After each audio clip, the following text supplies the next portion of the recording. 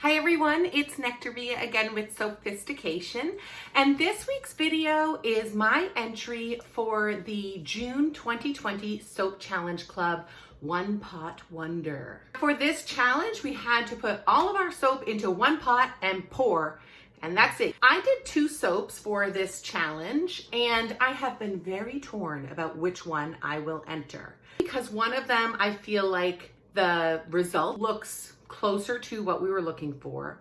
But the other one, it's much more understated, but I love the top for it. So I did not go with the one that is more understated, but I'm showing that to you right now. That one that I am not entering is this. You can see some, like the ideas with the One Pot Wonder, you'll get these kind of little swirls here, but the exciting thing about this soap is that I used Russian ball tips to pipe the top. And look at that. Is that not so cool? I love using that for the top. I'm definitely doing that one again. The technique for doing the soap is the same as the one that I actually entered, which was inspired by a sunrise photo that a Facebook friend of mine posted that is amazing. Come on in and I'll show you how I made my Soap Challenge Club One Pot Wonder. The first thing I do is disperse my colorants. So first I had a mixture of bright yellow raincoat from Mad Micas with neon yellow from Nurture Soap. Then my orange is sunset orange from Brambleberry. My gray is a mixture of Aphrodite and activated charcoal, but I dispersed this with TD instead of with just plain oil.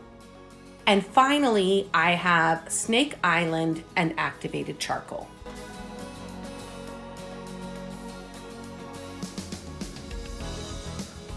The fragrance I'm using is NG Loving Spell from Nature's Garden, and it has a lovely citrus scent. It's kind of like, I don't know if it's a mandarin or tangerine or something, I'm not sure, but it just smells like a delicious morning drink.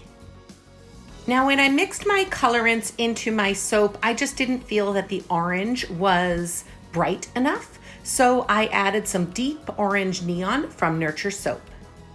Now, the only challenge here is that I ended up needing to mix the orange a bit more to get this fully dispersed. And so my orange batter was a bit thicker than the rest of my batter. Now that I've got all my colors mixed up, it's time to pour everything into my one pot. So the thing you have to remember here is that because you're pouring in one, the top color needs to go into your pot first, because that's what's coming out at the end and will be at the top of your soap.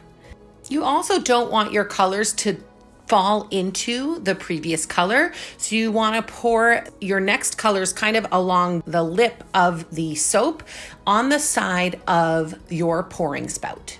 I wanted some kind of sunshiny rays, so I made an oil drizzle with Brambleberry's Gold Sparkle Mica, and I put that in with the yellow and do a bit of an in the pot swirl with it to see if it would kind of sparkle a bit in the soap. Spoiler alert, it didn't. Now you do a wall pour down the side of the mold, and so I just kind of propped it up with some wood that I had, and then you just pour down the wall until your mold is full.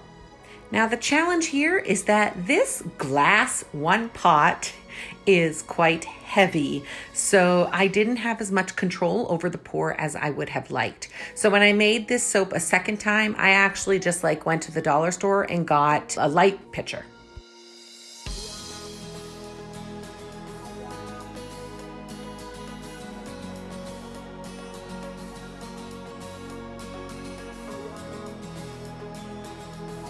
For my final touch, I swirled the top and then threw a little bit of glitter on there, and here you go.